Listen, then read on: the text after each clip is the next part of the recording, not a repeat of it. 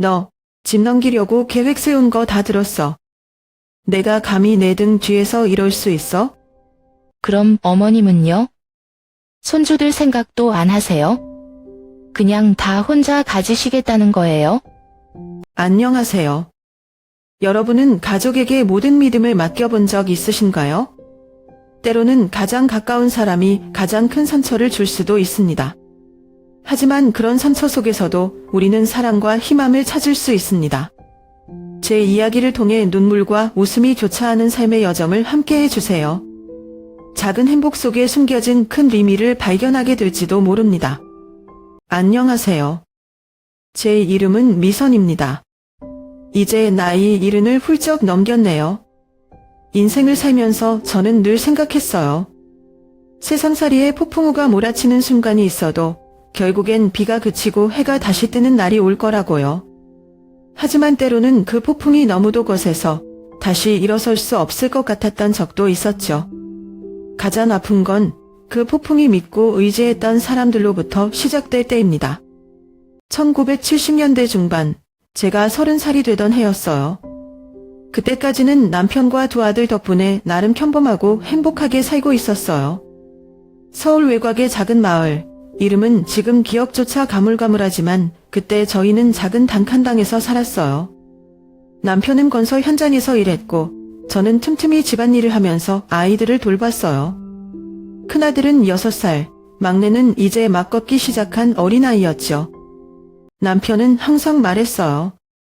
결표, 조금만 더 열심히 일하면 우리도 집을 하나 장만할 수 있을 거야. 별표. 그 말이 얼마나 희망적이었는지 몰라요. 그런데 그날이었어요. 날씨도 유난히 흐렸던 어느 가을날, 저는 막내를 재우고 큰아이와 놀고 있었어요. 오후 2시쯤이었을까요? 낯선 번호로 전화 한 통이 걸려왔어요. 저는 아직도 그 순간이 잊히지 않아요. 별표, 혹시 이창수 씨 가족 되십니까? 여기 공사장인데 급히 오셔야겠습니다. 별표. 심장이 철렁 내려앉았어요. 머릿속은 하얘졌고 저는 이웃집 아주머니에게 아이들을 맡긴 채 서둘러 그곳으로 달려갔죠. 공사장에 도착하니 이미 현장은 아수라장이었어요. 경찰과 구급대원들이 정신없이 움직였고 사람들은 웅성거리며 저를 쳐다봤어요. 별표, 저기, 제 남편이 어디 있어요? 별표. 간신히 물었을 때 누군가가 한쪽을 가리켰어요. 기계음과 먼지, 냄새가 섞여있던 그곳에서 제 남편은 은색 담요에 덮여 있었습니다. 그 순간 그 자리에 주저앉고 말았어요. 남편의 장례를 치르던 날 마을 사람들은 위로한다고 많은 말을 건넸어요. 별표, 그래도 애들이 있으니 힘내야지. 별표. 하지만 그게 더 마음을 무겁게 했어요. 두 아들을 생각하며 저는 마음을 다잡았어요. 울어봤자 뭐가 달라지겠어. 내가 버텨야 해. 하지만 새삼은 생각보다 더 차갑고 냉정했어요. 남편이 떠난 후 저는 일자리를 찾아야 했지만 그 당시 여성, 특히 과부가 직업을 구한다는 건 쉬운 일이 아니었어요. 그렇게 시간이 흘렀고 결국 제가 선택한 일은 가정부 일이었습니다. 한 지인의 소개로 강남에 있는 부유한 집에서 일을 시작했죠. 강남의 화려한 아파트에 처음 발을 들였을 때 세상이 이렇게 다를 수 있나 싶었어요. 그 집에는 젊은 부부와 두 아이가 살고 있었는데 부인은 매우 까다로웠지만 남편은 의외로 자상했어요. 아침마다 깨끗한 옷을 입고 출근하는 그들을 보며 가끔은 제 남편이 떠오르기도 했어요. 제가 처음 그 집에 발을 들인 날은 1978년 봄이었어요. 벚꽃이 여기저기 흩날리던 서울 강남의 어느 고급 아파트 단지였죠. 그 당시 강남은 지금처럼 화려하고 번화한 곳이 아니었어요. 새로 개발된 아파트 단지들이 여기저기 들어서고 부유층들이 몰려오기 시작하던 때였거든요. 저는 초조한 마음을 감추며 현관문을 두드렸어요. 문을 열어준 사람은 나이 30 초반쯤 되어 보이는 젊은 부인이었어요. 단정하게 묶은 머리에 차분한 미소를 짓던 그 모습이 아직도 기억에 남아요. 안녕하세요. 앞으로 저희 집 부탁드릴게요. 이분이 바로 그 집의 안주인이었죠. 피아노 학원에서 아이들을 가르친다고 했어요. 따뜻하고 세심한 사람이었지만 가끔은 강단 있는 모습도 보이곤 했어요. 남편은 IT 회사의 임원이었는데 흔히 말하는 워커홀릭 스타일이었어요. 늘 바쁘게 움직였고 일요일에도 서류 가방을 들고 나가는 날이 많았어요. 하지만 두 아이 앞에서는 언제나 다정한 아버지였죠. 이런 집의 분위기 덕분이었을까요? 제가 처음부터 크게 불편함을 느끼지 않고 적응할 수 있었던 것 같아요.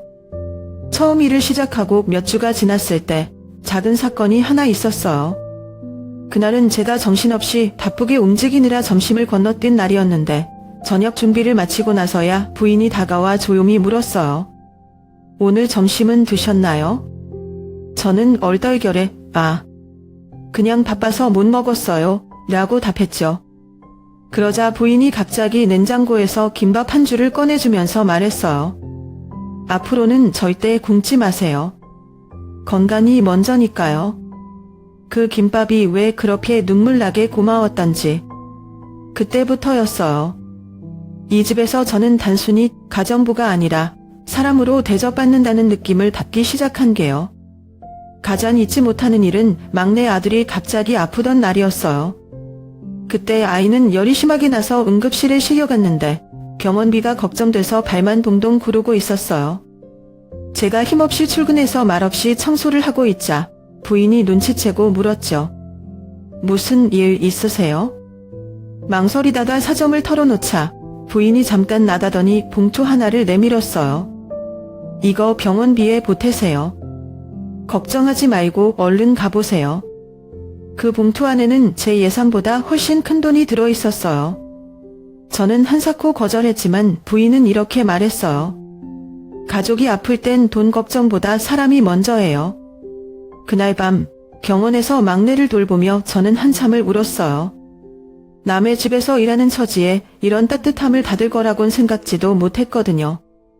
그렇게 시간이 흘러 5년이 지났어요. 아이들은 어느새 초등학교에 들어가고 부부도 여전히 바쁘게 지냈죠. 그러던 어느 날 부인이 뜻밖의 제안을 했어요. 언니, 저희 집으로 이사 오시는 건 어떠세요? 매번 집에 혼자 돌아가시는 게 신경 쓰여서요. 언니도 편하고 저도 안심이 될 것 같아요. 처음엔 무조건 거절했어요. 아무리 고맙다 해도 그건 좀 부담스러웠거든요. 하지만 부인은 정말 진지했고 제 입장을 최대한 존중해주려 했어요. 저희도 집이 넓으니까 언니 방 하나 내드리면 돼요. 언니도 두 아드님 돌보러 집에 가기 쉬울 거예요. 그렇게 결국 저는 그 집에서 함께 살게 되었어요. 제게 작은 방 하나를 내어주셨고 저는 그곳에서 아침 저녁으로 일하며 두 아들을 키워냈어요. 그 가족은 저에게 단순한 주인이 아니었어요. 어쩌면 제게 남편을 잃고 절망에 빠져 있을 때 찾아온 한 줄기 빛 같은 존재였던 거죠. 그들이 건넨 작은 배려와 진심 덕분에 저는 다시 일어설 수 있었어요. 어둠 속에서도 따뜻한 사람이 존재한다는 걸 그때 알았어요. 그렇게 그 집에서 함께 지낸 지 12년이 흘렀어요. 어느덧 저는 50이 훌쩍 넘었고 두 아들은 제법 든든한 청년으로 자랐어요. 큰아들은 대학을 졸업하고 작은 회사에 취직했고 막내는 기술을 배워 일을 시작했죠. 저는 여전히 그 집에서 아이들을 돌보고 집안일을 하며 살았어요. 하지만 한편으로는 제 아이들이 제 손길을 더 필요로 하는 나이가 되어가고 있다는 생각이 들었어요. 그러던 어느 날 부부가 진지한 표정으로 저를 불렀어요. 저녁 늦게 일이 끝난 뒤였는데 식탁에 앉아 차 한 잔을 내밀더군요. 언니, 저희 가족이 중요한 결정을 했어요. 그날 부부는 미국으로 이민을 가기로 했다고 조심스럽게 말했어요. 남편은 회사를 확장하기 위해 미국으로 옮길 예정이었고 부인은 그곳에서 아이들 교육과 새로운 삶을 준비하고 싶다고 했죠. 저는 처음엔 충격이었어요. 12년 동안 한 가족처럼 지내왔던 사람들이 갑자기 떠난다니 어찌할 바를 몰랐어요. 별표, 저는 이제 어떻게 해야 하나요? 별표. 이런 생각이 머릿속에 맴돌았어요. 하지만 더 놀라운 일이 기다리고 있었어요. 출국을 일주일 앞둔 어느 날 부부는 봉투 하나를 내밀었어요. 안에는 제가 평생 만져본 적도 없는 큰 금액이 들어있었어요. 저는 손사래를 치며 거절했죠.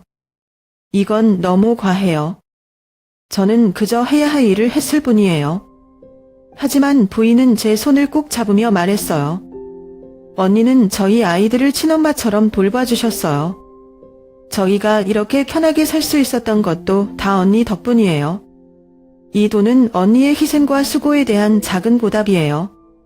언니가 이 돈으로 꼭 자신의 꿈을 이루셨으면 좋겠어요.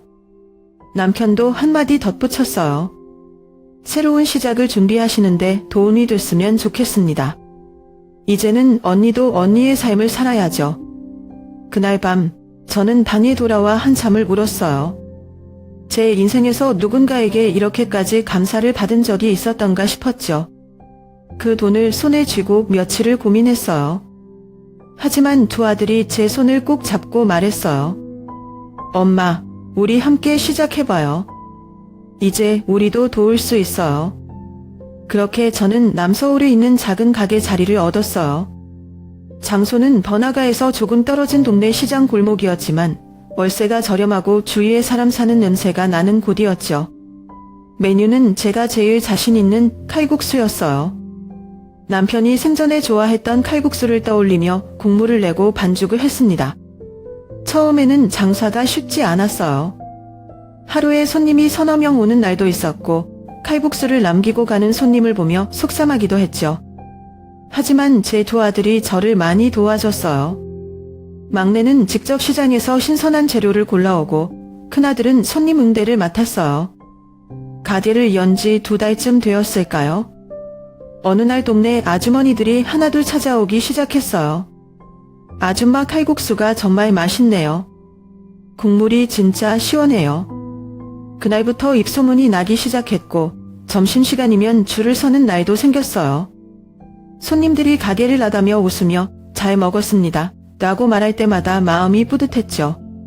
그렇게 몇 년이 흐르니 가게는 동네에서 제법 유명해졌어요. 저는 어느새 칼국수집 아주머니로 불리게 되었고 두 아들도 자신들의 삶을 조금씩 찾아가며 살아갔어요. 가끔 피곤해서 지쳐도 저는 두 아들을 보면 힘이 났어요. 큰아들은 회사를 다니면서도 주말이면 가게 일을 도와줬고 막내는 기술을 더 배워 자기만의 일을 시작했어요. 제가 무엇보다 행복했던 건 두 아들이 건강하게 그리고 서로를 의지하며 잘 자라주었다는 거였어요. 어느 날 막내가 조심스럽게 말을 꺼냈어요. 엄마, 이제 우리도 컸으니까 가게는 조금 쉬엄쉬엄 하세요. 앞으로는 우리가 지켜드릴게요. 그 말을 듣는데 눈물이 왈칵 쏟아졌어요. 인생이란 게 참 신기하더라고요. 남편을 잃고 앞이 컴컴했던 그때 저는 이렇게 두 아들과 함께 새로운 삶을 만들어갈 줄 몰랐으니까요.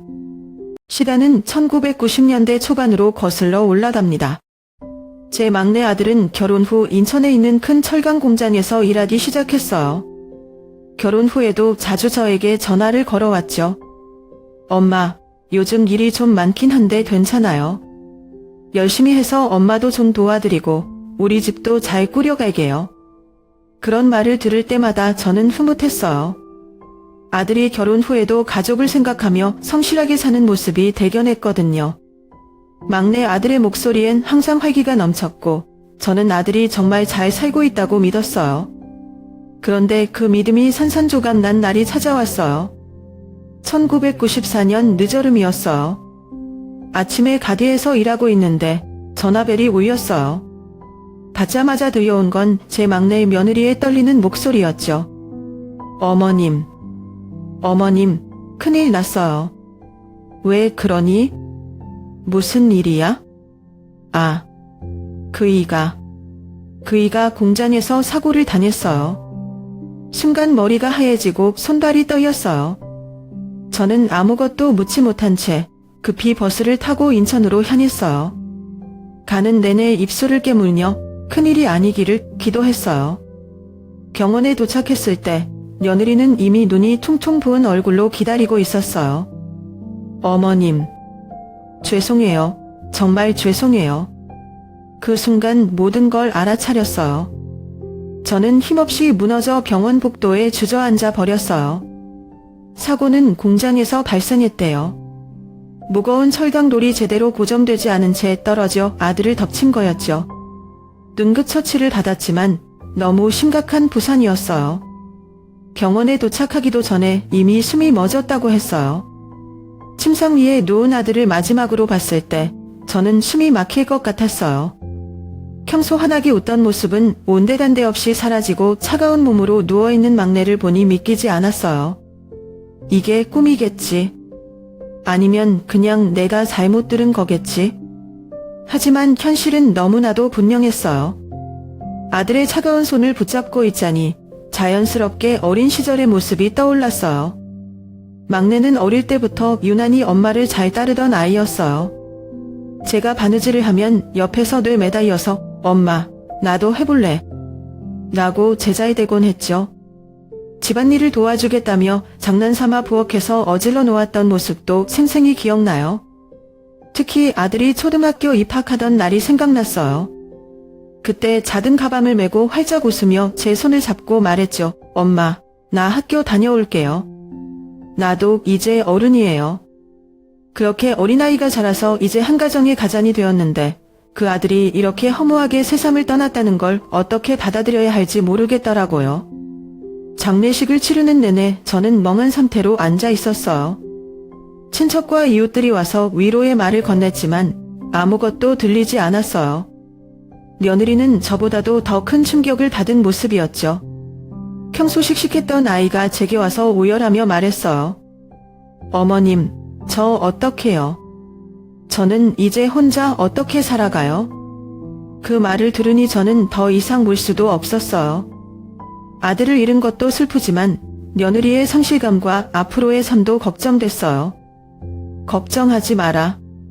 내가 우리 가족이 된 이상 내가 너를 도울 거야. 혼자다 아니야. 그렇게 며느리를 끌어안고 한참을 울었어요.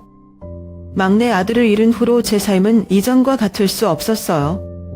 매일 아침 눈을 뜨면 아들의 목소리가 들리지 않는다는 사실이 저를 괴롭혔어요. 하지만 제가 멈출 수는 없었어요. 남은 가족들, 특히 두 아들 가족이 저를 필요로 했기 때문이죠. 아들의 죽음이 저를 완전히 무너뜨릴 뻔했지만 저는 그를 기억하며 살아가기로 했어요. 이제야도 제가 그의 가족과 며느리를 지키며 아들이 이루지 못한 삶을 이어가야겠다고 다짐했어요. 막내를 잃은 후 저는 남은 큰아들과 손주들에게 온 마음을 쏟으며 살았어요. 큰아들은 항상 듬직했고 막내를 잃고 힘들어하는 저를 위로해주며 이렇게 말했었죠. 엄마, 제가 있잖아요. 앞으로는 제가 더 잘할게요. 그 말에 저는 큰아들에게 의지하며 살아왔어요. 손주들이 커가는 모습을 보며 슬픔 속에서도 삶의 이유를 찾았죠. 그런데 하늘은 또다시 제게 큰 시험을 주었어요. 그날은 2001년 초가을, 서울의 아침 공기가 선선했던 날이었어요. 평소처럼 집안일을 하고 있는데 갑자기 안방에서 큰 며느리의 비명이 들려왔어요. 어머님, 빨리 와보세요. 큰일이에요. 놀란 마음에 뛰어가 보니 큰아들이 침대에 누운 채로 꼼짝도 하지 않고 있었어요. 얼굴은 참백했고 아무리 불러도 대답이 없었죠. 급히 119를 불렀고 구급대원이 도착하자마자 병원으로 옮겼지만 이미 늦었대요. 의사는 심장마비였다고 했어요. 그 말을 듣는 순간 제 머릿속이 하얘지고 아무 말도 나오지 않았어요. 며느리는 병원 복도에서 오열했고 저는 그저 그 자리에 얼어붙은 채 앉아있을 수밖에 없었어요. 왜 또 내 아이를 데려가시는 거예요? 큰아들은 저와 특별히 더 가까운 아이였어요. 막내가 어릴 적부터 늘 활발하고 장난꾸러기였다면 큰아들은 조용하고 묵묵한 아이였어요. 남편을 잃은 후 제가 힘들어할 때마다 큰아들은 언제나 제 옆에 있었어요. 엄마, 내가 있잖아. 엄마, 울지 마. 그런 큰아들이 결혼하고 아이를 낳았을 때는 정말 자랑스러웠어요. 손주들이 뛰어다니며 할머니 하고 불러줄 때마다 저는 큰아들이 제게 준 선물 같았어요. 특히 명절이 되면 큰아들은 가족들을 데리고 우리 가게에 와서 도와줬어요. 주방에서 저와 함께 칼국수를 만들며 손님들에게 나눠주던 그 모습이 아직도 눈에 선해요. 엄마, 우리 이 가게 잘 돼서 손주들한테도 자랑할 수 있게 하자.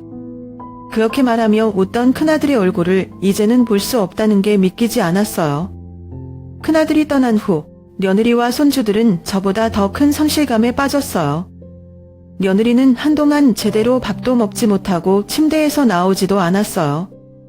어머님, 제가 이젠 어떻게 해야 할지 모르겠어요. 그 말을 들으며 저는 며느리를 꼭 끌어안았어요. 우린 가족이야. 힘들겠지만 우리 서로 의지하면서 살아가 보자. 손주들도 아빠가 돌아가신 걸 이해하지 못한 채 자주 아빠를 찾았어요. 할머니, 아빠는 언제 와요? 그 말을 들을 때마다 가슴이 찢어지는 것 같았지만 아이들 앞에서는 눈물을 참아야 했어요. 아빠는 하늘나라에서 너희를 보고 있어.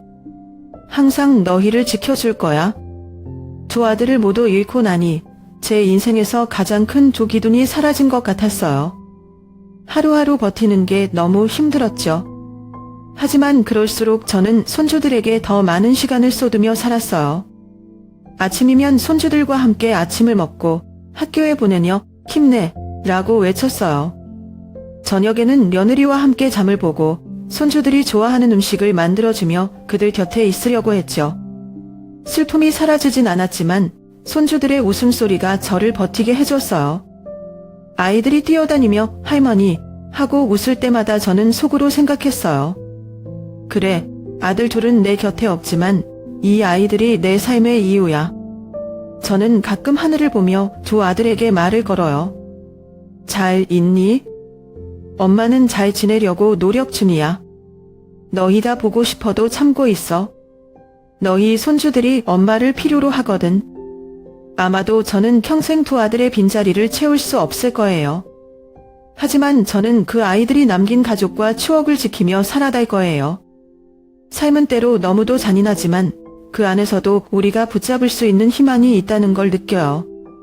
그리고 그 희망은 사랑하는 사람들을 위해 살아가겠다는 다짐에서 시작되는 것 같아요. 큰아들을 떠나보낸 뒤 저는 남겨진 손주들을 위해 하루하루를 버텼어요. 두 아들을 모두 잃었지만 제게는 손주들이 있었으니까요.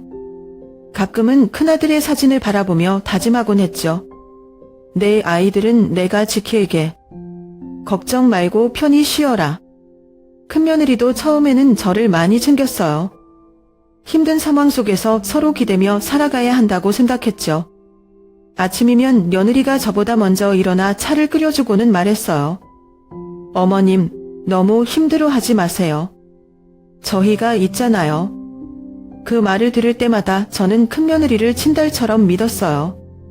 제 곁에 남아 아이들을 돌보는 며느리가 고맙기도 하고 안쓰럽기도 했거든요. 하지만 시간이 지나면서 며느리의 태도는 조금씩 변하기 시작했어요. 처음에는 별일 아니라고 생각했어요. 며느리가 종종 은근슬쩍 집이나 재산 이야기를 꺼내기 시작했지만 저는 그저 걱정 때문이라고 여겼어요.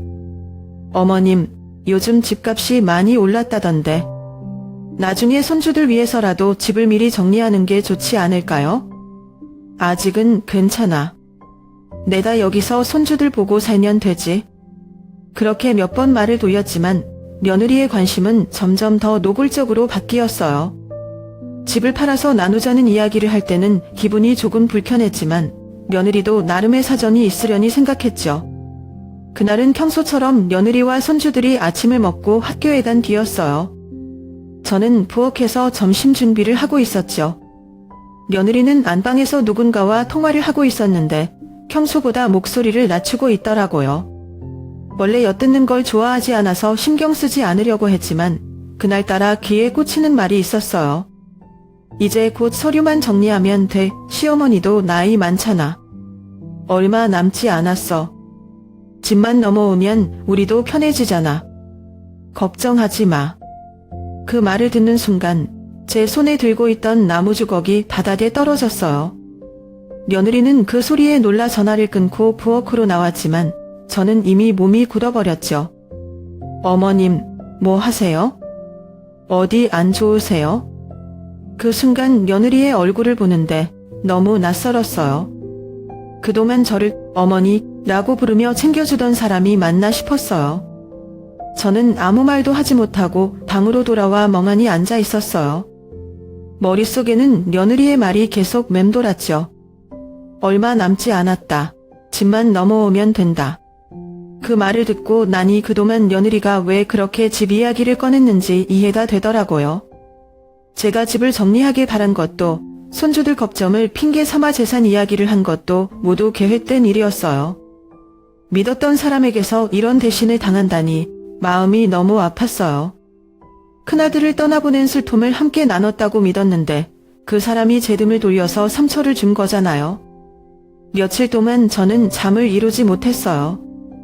며느리에게 그날의 이야기를 물어야 할지 아니면 모른 척해야 할지 고민이었어요.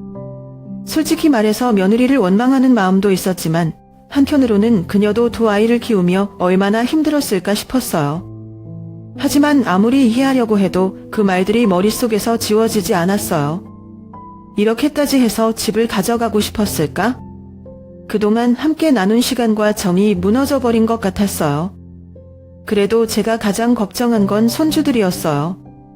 두 아이는 아직도 철없이 할머니 하며 저를 찾고 아빠의 빈자리를 메우려고 제 곁을 떠나지 않았어요. 그 아이들을 생각하니 며느리와의 갈등이 더 복잡해졌죠. 내가 이 상황을 어떻게 해결해야 아이들이 상처받지 않을까? 그 생각만으로도 마음이 무거웠어요. 저는 그날 이후로 조심스럽게 제 상황을 정리하기 시작했어요. 며느리와의 이야기를 피하지 않고 차분하게 할 날을 준비하면서요. 제가 지켜야 할 건 집이나 재산이 아니라 저를 믿고 따르는 손주들과 제가 살아온 삶의 가치였으니까요. 그날 이후로 저는 혼자 많은 생각을 했어요. 며느리의 그 말을 듣고도 바로 나서지 못한 이유는 손주들 때문이었죠. 그 아이들은 여전히 아무것도 모르고 할머니 하며 제 품에 안기는데 제가 나서서 일을 크게 만들면 결국 상처받는 건 아이들일 테니까요. 하지만 그렇다고 가만히 있을 수도 없었어요. 큰아들이 떠나며 남긴 이 집은 단순한 재산이 아니었어요. 여기에는 제 남편과 두 아들의 추억이 남아있었고 제가 버텨온 모든 세월이 담겨 있었으니까요. 저는 고민 끝에 오랜 친구인 경숙이에게 조언을 구했어요. 경숙이는 남편을 먼저 떠나보내고 혼자서 아이들을 키운 친구인데 지금은 작은 법률사무소에서 일하고 있었어요. 내 사정은 이해하지만 감정적으로 대응하면 안 돼. 차근차근 법적으로 준비해야 내 권리를 지킬 수 있어. 경숙이의 도움을 받아 재산권 문제를 확인하고 혹시나 있을지 모를 법적 분쟁에도 대비했어요. 저는 이제 더 이상 며느리의 뜻대로 흔들리지 않겠다고 다짐했죠. 그날 밤 저는 큰며느리와 단둘이 이야기하기 위해 조용히 불렀어요. 손주들이 잠든 시간이라 집안은 고요했지만 제 마음은 폭풍이 몰아치는 것처럼 어지러웠어요. 부엌 테이블에 앉아 며느리에게 차분히 말했죠. 할 말이 있으니 잠깐 앉아봐라. 며느리는 무언가 눈치챈 듯 긴장한 표정이었어요. 저는 바로 본론을 꺼냈어요. 너 며칠 전에 누구랑 통화했는지 다 들었어. 도대체 무슨 계획을 세우고 있는 거니? 며느리의 얼굴이 굳었어요. 그러다 애써 침착한 척하며 대답했어요. 어머님, 그건 오해세요. 제가 무슨 나쁜 생각을 했다고 그러세요? 다 손주들 위해서 한 말이에요. 그 말에 저는 더 이상 참을 수 없었어요. 목소리를 낮추려고 애썼지만 제 안에 쌓였던 울분이 터져나왔어요. 손주들을 위해서라고? 그게 말이 된다고 생각하니? 여기는 내 시아버지, 그리고 내 남편이 피땀 흘려 지켜온 집이야. 내가 어떻게 그걸 노리고 그런 말을 할 수 있어. 며느리는 제 말을 듣더니 더 이상 변명을 하지 못하고 고개를 떨궜어요. 그 모습을 보는데 마음이 너무 아팠어요. 그동안 큰며느리를 친딸처럼 생각하고 믿었던 제 자신이 바보처럼 느껴졌어요. 오랜 침묵 끝에 며느리는 물먹이며 솔직히 털어놨어요. 죄송해요, 어머님. 정말 죄송해요. 저도 처음엔 이런 생각을 하지 않았어요. 그런데 생활이 너무 힘들어지니까 순간 나쁜 마음이 든 것 같아요. 그 말을 들으니 더 마음이 복잡해졌어요. 물론 며느리의 처지도 이해 못할 바는 아니었지만 가족이었던 사람이 제 뒤에서 그런 생각을 했다는 사실이 너무나 큰 배신으로 다가왔어요. 저는 잠시 눈을 감고 깊이 숨을 들이마신 뒤 말했어요. 미안하다는 말로 모든 게 해결되진 않아. 내가 나를 속이려고 했다는 사실이 너무 아프다. 이제 내가 이 집에서 나가는 게 맞을 것 같다. 그날 밤 며느리는 조용히 짐을 싸기 시작했어요. 손주들은 자고 있어서 아무것도 몰랐지만 집안의 공기는 무겁고 차가웠어요. 며느리가 마지막으로 문 앞에 서서 말했어요. 어머님, 다시 한번 죄송합니다. 제가 잘못했어요. 하지만 저는 아무 말도 하지 않았어요. 마음 한구석이 무너져 내리는 것 같았지만 이건 며느리에게도 제게도 필요한 결정이었어요. 며느리가 떠난 뒤 저는 손주들에게 아무 일도 없었던 것처럼 달게 대해주려고 노력했어요. 엄마는 잠시 다른 곳에 갔으니까 우리끼리 잘 지내자. 아이들은 아무것도 모른 채 고개를 끄덕이며 저를 따라줬어요. 혼자 남은 집은 더 커 보였고 때로는 너무나 조용했어요. 하지만 저는 제 스스로에게 다짐했어요. 이제 더 이상 누구에게도 흔들리지 않을 거야. 이 아이들만큼은 내가 끝까지 지킬 거야. 가끔 창밖을 보며 생각해요. 인생은 왜 이렇게 가혹할까? 믿었던 사람에게 배신당하는 아픔은 또 다른 상실과 다르지 않아요. 하지만 그런 아픔에도 불구하고 제가 버틸 수 있는 이유는 제 곁에 남아있는 손주들이 있기 때문이죠. 가족이라는 이름 아래 서로를 속이고 상처 주는 일이 생각보다 흔해요. 하지만 그런 상황에서도 우리가 끝까지 지켜야 할 건 무엇일까요? 저는 손주들과 제 자신을 지키기 위해 이 결정을 내렸지만 여전히 마음 한켠이 아픈 건 어쩔 수 없어요. 큰며느리와의 일이 정리된 뒤 집안은 텅 빈 것처럼 느껴졌어요. 저 혼자서 집을 지키고 있으니 모든 게 조용하고 삭막했죠. 손주들은 가끔씩 찾아와 주었지만 아이들이 돌아가고 나면 그 허전함이 더 크게 느껴졌어요. 그때 막내 며느리가 제게 전화를 걸어왔어요. 막내 아들이 세상을 떠난 후에도 며느리와는 꾸준히 연락을 주고받으며 서로 의지했었죠. 어머님, 혼자 계시기 힘드시잖아요. 저희 집에 오셔서 같이 지내세요. 그 말을 들었을 때 처음엔 망설였어요. 막내 며느리와 두 손주가 사는 인천 집으로 가는 게 혹시나 짐이 되진 않을까 걱정됐거든요.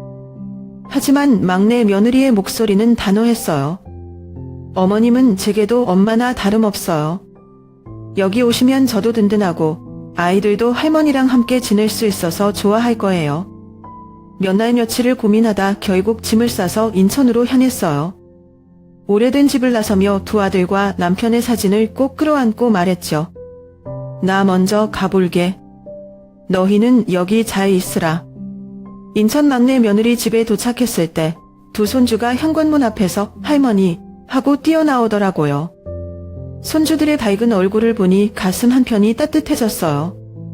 집은 그렇게 크진 않았지만 아늑하고 정갈하게 정리되어 있었어요. 막내 며느리가 부엌에서 따뜻한 차를 내오며 제 손을 꼭 잡고 말했어요. 어머님, 이제는 걱정하지 마세요. 이 집은 어머님의 집이에요. 제가 더 이상 어머님을 혼자 두지 않을게요. 그 말을 듣는 순간 눈물이 핑 돌았어요. 막내 며느리의 말에서 진심이 느껴졌거든요. 그녀는 저를 정말 친정어머니처럼 생각하고 있었어요. 막내 며느리와 두 손주와 함께 지내면서 제 삶은 조금씩 밝아졌어요. 아침이면 손주들이 학교 가기 전에 저에게 와서 뽀뽀를 해주며 말했어요. 할머니, 오늘도 우리 다녀올게요. 그 말 한마디에 하루를 버틸 힘이 나더라고요. 막내 며느리는 하루 종일 바쁘게 일하면서도 저녁이면 저와 함께 식탁에 앉아 이런저런 이야기를 나누곤 했어요. 어머님, 오늘 점심 드셨죠? 제가 내일은 어머님 좋아하는 갈비찜 해드릴게요. 아휴, 나까지 신경 쓰지 말고 너나 좀 쉬어. 안 해요. 어머님이 계시니까 제가 더 힘이 나요. 그런 대화를 나누다 보면 가끔 막내 아들 생각이 나서 눈물이 날 때도 있었지만 며느리의 다정함이 그 슬픔을 덜어줬어요. 막내 손주 둘은 저를 정말 잘 따랐어요. 학교에서 돌아오면 가방을 던져놓고 바로 제 방으로 뛰어오곤 했죠. 할머니, 오늘 학교에서 그림 그렸어요. 할머니 보여줄게요. 아이들이 그린 그림에는 늘 제가 그려져 있었어요. 할머니와 함께 있는 집, 할머니가 웃고 있는 얼굴. 그 그림을 볼 때마다 마음이 뭉클했어요. 주말이면 가족 모두가 함께 시간을 보냈어요. 막내 며느리가 도시락을 싸고 우리는 근처 공원이나 바닷가로 나가 바람을 쐬었어요. 아이들이 뛰어노는 모습을 보며 막내 며느리가 제 옆에 앉아 말했어요. 어머님, 이렇게라도 아이들에게 좋은 추억을 만들어주고 싶어요. 그래, 내 마음이 참 예쁘다. 아들도 저 위에서 흐뭇하게 보고 있을 거야. 그렇게 우리는 서로에게 의지하며 새로운 가족의 모습을 만들어가고 있었어요. 살다 보면 사람은 언제든 배신을 당할 수도 있고 예상치 못한 일로 상처를 받기도 해요. 하지만 그 와중에도 제 곁에 진심으로 남아주는 사람이 있다는 걸 깨닫게 됐어요. 막내 며느리는 제가 힘들 때마다 이렇게 말하곤 했어요. 어머님, 이제는 제가 어머님을 지켜드릴게요. 걱정 마세요. 막내 며느리 집으로 이사 온 뒤로 제 삶은 참 많이 달라졌어요. 과거 큰며느리와의 갈등으로 늘 신경을 곤두세우며 살았던 때와는 다르게 여긴 공기도 마음도 참 편안했어요. 아침마다 눈을 뜨면 며느리가 따뜻한 차 한 잔을 내 손에 쥐어주며 웃는 얼굴로 말했어요. 어머님, 따뜻한 차 드시고 하루 기분 좋게 시작하세요. 그렇게 하루가 시작되면 온 가족이 식탁에 둘러앉아 아침밥을 먹었어요. 며느리는 아이들 도시락을 챙기고 두 손주는 가방을 메고 뛰어나가며 인사했죠. 할머니, 우리 다녀올게요. 그 모습이 어찌나 사랑스러운지 아이들을 볼 때마다 제 마음도 저절로 밝아졌어요. 이 집으로 오고 나서 가장 좋았던 건 집 뒤에 있는 작은 마당이었어요. 과거 젊었을 때 시골에서 살던 시절, 저는 작은 텃밭을 가꾸는 걸 참 좋아했어요. 하지만 남편이 세상을 떠난 뒤로 또 아들 둘을 키우느라 그저 먹고 사는데 바빠 그런 여유를 잃어버렸죠. 막내 며느리가 그걸 알고는 어느 날 씨앗 한 봉지를 제 손에 쥐어주며 말했어요. 어머님, 여기 작은 텃밭을 만들어 드릴게요. 뭐든지 심어보세요. 제가 도와드릴게요. 그 말에 얼마나 감동했는지 몰라요. 며느리는 마당 한쪽을 깨끗하게 정리하고 흙을 부드럽게 고르더니 저를 위해 작은 텃밭을 만들어줬어요. 저는 그곳에 상추, 고추, 시금치 같은 채소를 심었고 시간이 지나 싹이 나고 자라는 모습을 보니 마음이 편안해졌어요. 가끔 며느리가 저를 도와 텃밭을 돌보며 장난스레 말했어요. 어머님, 제가 보기엔 어머님이 농사일에 재능이 있으신 것 같아요. 어머님이 키운 채소는 진짜 맛있을 것 같아요. 그럴 때마다 저도 모르게 웃음이 나왔죠. 이 텃밭은 단순히 채소를 키우는 공간이 아니라 제게 새로운 삶의 활력소가 되었어요. 손주들과의 시간도 참 소중했어요.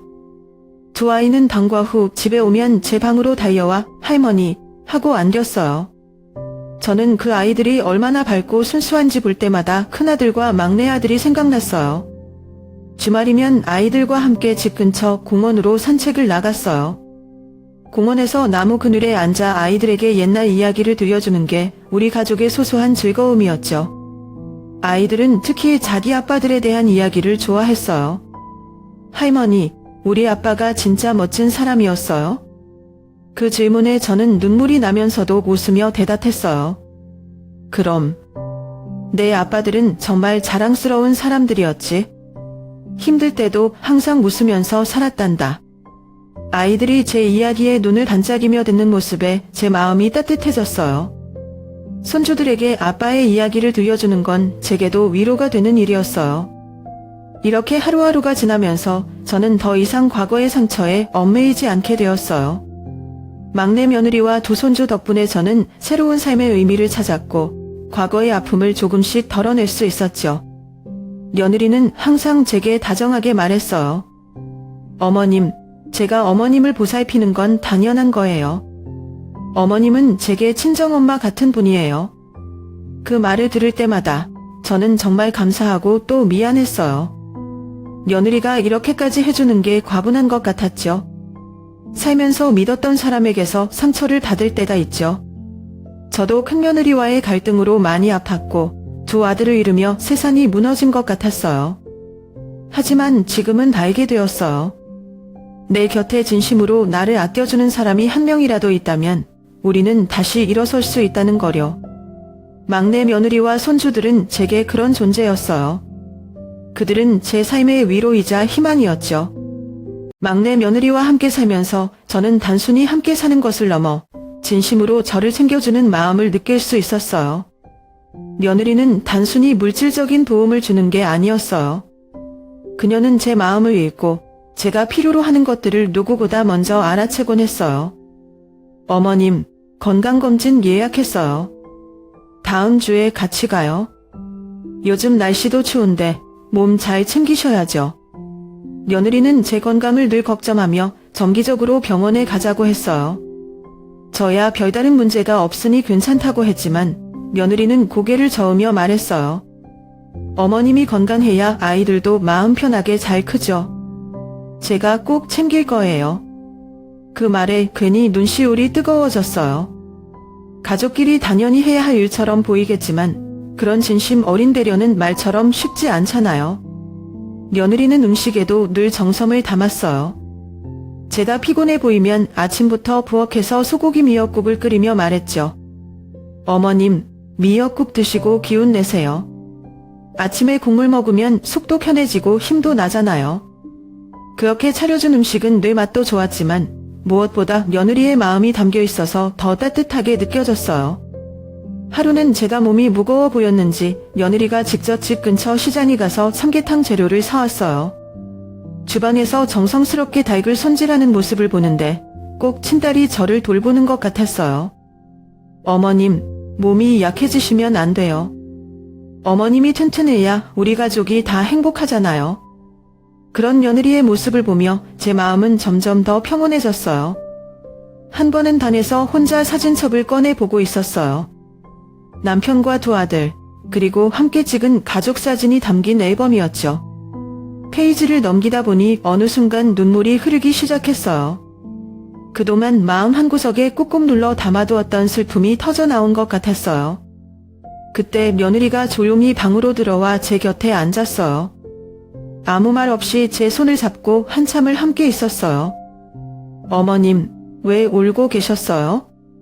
무슨 일 있으세요? 저는 고개를 저으며 말했죠. 그냥 두 아들이 너무 보고 싶어서, 내가 뭘 잘못했나 싶어서 미안하기도 하고. 며느리는 제 손을 더 꽉 잡으며 말했어요. 어머님, 그 마음 충분히 이해해요. 하지만 어머님은 두 아들분들에게 정말 좋은 엄마셨고 이제는 저희랑 손주도 옆에 오래 건강하게 계셔 주셔야 해요. 어머님이 안 계시면 저희도 너무 힘들 거예요. 그 말을 듣는 순간 참았던 눈물이 더 터져 나왔어요. 하지만 이번엔 슬픔의 눈물이 아니라 위로받는 느낌이었어요. 며느리가 제게 건네준 그 말은 단순한 위로가 아니라 진심이었고 저를 정말 가족으로 생각한다는 걸 느낄 수 있었거든요. 두 아들을 잃은 후로 저는 한동안 제 삶에 의미가 없다고 느꼈어요. 하지만 막내 며느리와 손주들 덕분에 다시 살아갈 이유를 찾을 수 있었어요. 며느리는 늘 제게 이렇게 말했어요. 어머님, 두 아빠는 하늘에서 우리를 보고 계실 거예요. 어머님이 웃으셔야 그분들도 마음 편하실 거예요. 이제 저는 더 이상 과거의 슬픔에만 머물러 있지 않으려고 해요. 남은 가족들과 함께할 소중한 시간을 떠올리며 하루하루를 감사하는 마음으로 살고 있어요. 막내 며느리와 함께 살기 시작한 지 몇 달이 지나자 제 마음도 점점 밝아졌어요. 처음 이사 왔을 땐 여전히 큰아들과 막내아들 생각에 잠 못 드는 날이 많았어요.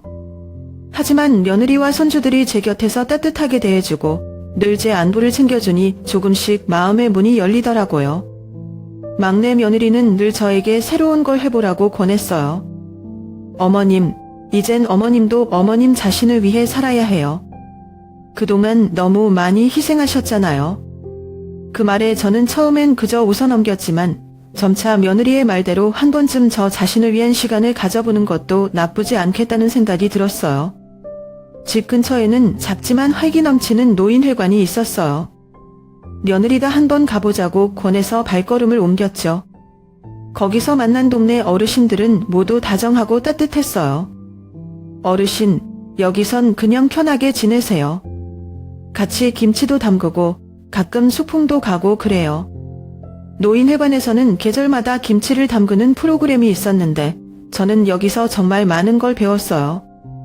다른 어르신들과 함께 고춧가루와 배추를 섞고 양념을 버무리면서 웃고 떠드는 시간이 너무 즐거웠죠. 어르신, 김치 정말 맛있게 만드시네요.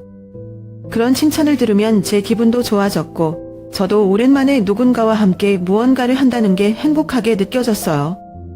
뿐만 아니라 며느리의 권유로 노인회에서 운영하는 그림 교실에도 등록했어요. 붓을 잡아본 게 평생 처음이었는데 막상 해보니 의외로 재미있었어요. 처음엔 서투르고 어색했지만 점차 그림에 집중하다 보니 어느새 시간 가는 줄도 몰랐죠. 어머님, 이거 어머님이 그리신 거예요? 너무 예뻐요. 며느리와 손주들이 제 그림을 보며 박수를 쳐줄 때마다 뿌듯한 마음이 들었어요. 손주들과 보내는 시간은 제 삶의 가장 큰 활력소였어요. 아이들은 크리스마스나 추석 같은 특별한 날마다 직접 만든 카드를 주곤 했어요. 할머니, 이건 제가 그린 거예요. 할머니는 세상에서 제일 멋진 사람이에요. 아이들이 삐뚤빼뚤 쓴 글씨를 읽을 때마다 눈물이 날 것 같았어요. 어쩌면 제가 두 아들에게 듣고 싶었지만 듣지 못했던 말들이었을지도 모르겠어요.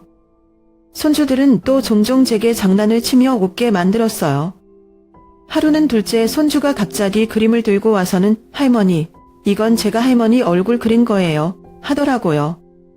그림을 보니 제 얼굴이 우스꽝스럽게 그려져 있었지만 그 모습이 어찌나 귀엽던지 웃음이 절로 났어요. 주말이면 온 가족이 함께 시간을 보냈어요. 근처 공원에 가서 산책도 하고 가끔 멀리 나가 꽃밭이 펼쳐진 시골을 찾기도 했어요. 특히 봄이 되면 노란 유채꽃밭을 구경하러 갔는데 꽃밭 한가운데 서서 손주들과 사진을 찍는 순간 제 마음이 따뜻해졌어요. 어머님, 여기서 가족 사진 찍어요.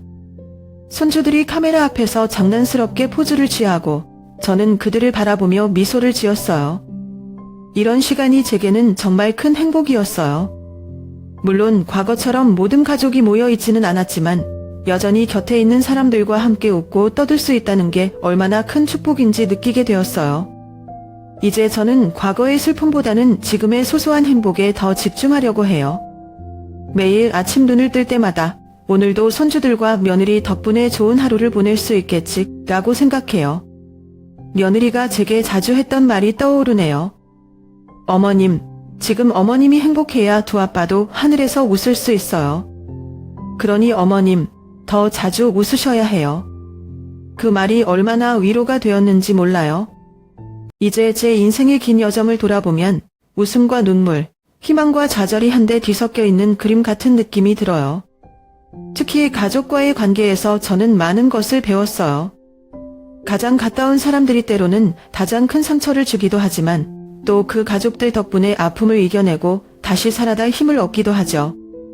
큰며느리와의 갈등은 제게 큰 배신감을 남겼지만 동시에 막내 며느리와 손주들 덕분에 가족의 진정한 의미를 다시 알게 되었어요.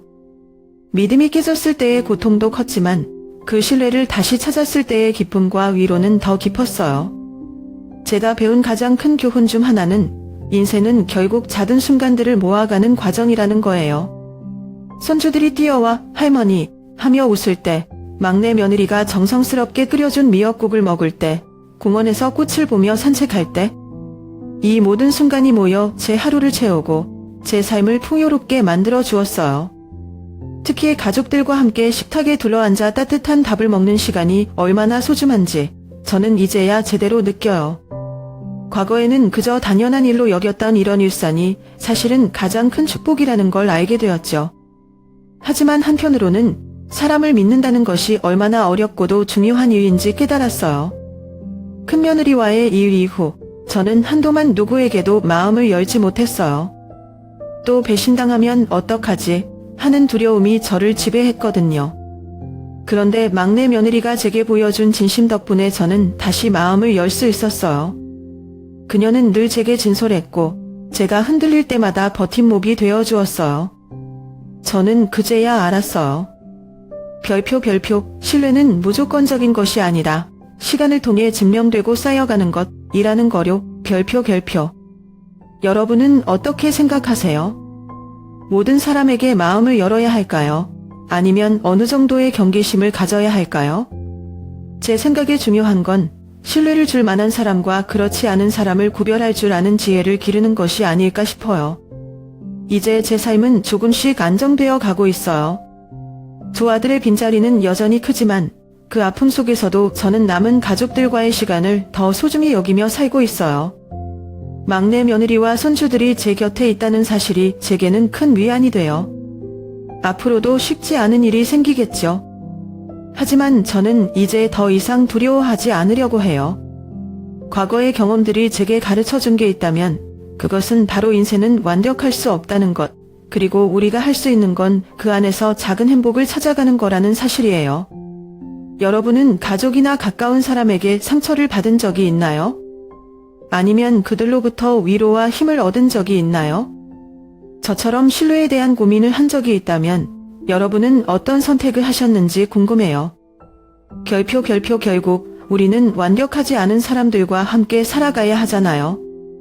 하지만 그 속에서도 서로를 믿고 사랑하며 나아갈 때 비로소 진정한 가족이 될 수 있는 게 아닐까요? 결표. 제 이야기는 아직 끝나지 않았어요. 앞으로 어떤 일이 기다리고 있을지 모르지만 한 가지는 확실해요. 저는 이 가족들과 함께라면 어떤 고난도 이겨낼 수 있다는 걸 믿고 있어요. 여러분도 자신만의 소중한 이야기를 써내려가고 계신가요? 제가 한 가지 확신하는 건 우리 모두의 이야기가 결국에는 행복과 평화로 이어질 거라는 겁니다.